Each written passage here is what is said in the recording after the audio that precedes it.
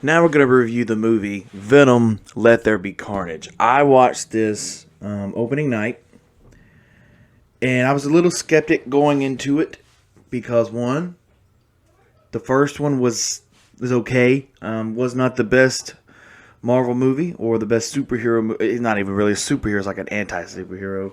And it was only 90 minutes, which is good for regular movies. I don't think movies should be over, 2 hours. Every movie doesn't have to be over 2 hours. There's some that have to be like that, like a superhero movie, or I don't mind true stories being over 2 hours because they're trying to fit the whole story in there.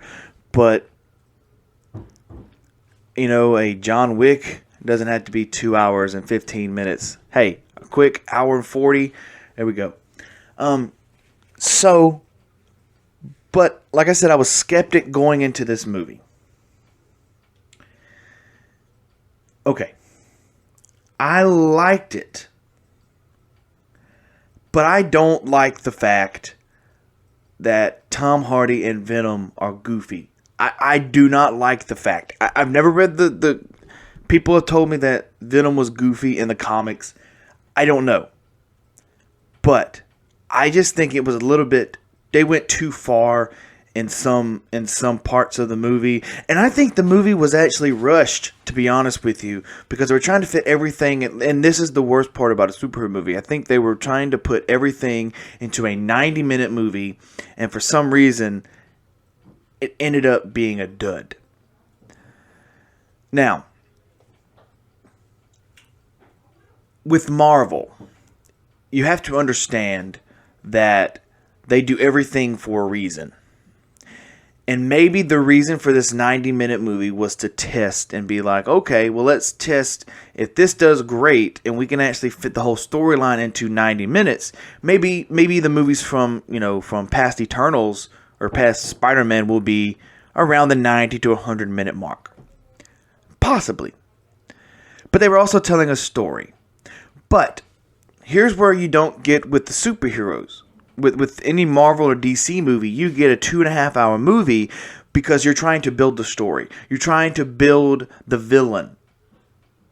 You're trying to build, why is he really this villain? Why is he this? You didn't get that much. You got that he was in prison. Venom had put him there. Eddie Brock had put him there.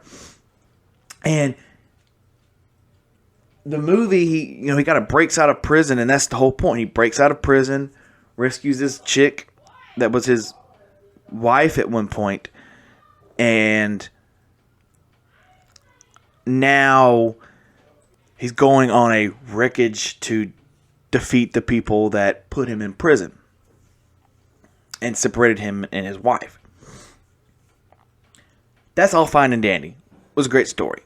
But they should have added a little bit more context behind Carnage getting out of prison and disrupting everything. There was like a 15 minutes of that, and there could have been 30 minutes in between each, in between the movie. And there was only one fight scene in the movie, which I think to conquer and have a great superhero movie type feel, you have to have a few fight scenes in between the movie. The beginning, the middle, and the final one at the end. Maybe even a little one in between each of those. But the reason I say that is because if you watch every single Marvel movie or DC movie, you figure out, why they're having this competition. The bad guy's always going to win the first couple of fights. Then the good guy, whether it be Superman, Spider-Man, Iron Man, Captain America, is going to figure out, this is what I have to do to beat him. And he gets better each time until the final showdown. And of course, the good guy always wins. You didn't really see that here. You saw one fight scene, and I think the fight scene kind of ended at a dud. The movie was okay for itself. It was better than the second one. The second one was better than the first one. It was better than the first Venom. It was just this one I felt it was rushed. And I think if it was a little bit longer, maybe even 20 minutes longer, they could have added something in there that would not have rushed it as much. Now, the post-credit scene. This is where we started to get, okay, we see the future of where Venom is going. We're excited, but is it really going to happen, or are they just hyping everybody up just to hype them up? That's where, that's where the film meets, and you don't really know what's going to happen until the next movie that's supposed to come out or the next Venom. So, I'm going to give Venom Let There Be Carnage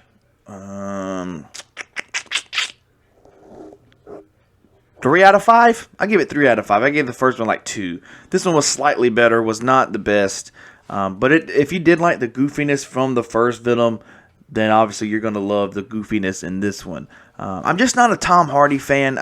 He played in one movie that I loved, Warrior, where they were the MMA fighters. I love that one. But the Tom Hardy has just stopped my cup of tea. He's too... To me, Eddie Brock does not come off as this big jacked up guy because he's Venom. I would think he would be kind of a nerdy newspaper article writer. And that's why he has Venom, is because Venom is stronger than he actually is. I don't know. Anyways, that's my thoughts on Venom Let There Be Carnage. I give it 3 out of 5. For a Marvel fan, watch it, I guess. But if you're just in it because you're a Tom Hardy fan, I wouldn't say watch it. But if you're just a Marvel fan and you've watched every Marvel movie, why not watch it? I did. So, appreciate you guys listening in. See you guys next Monday on the Hodgepodge Podcast.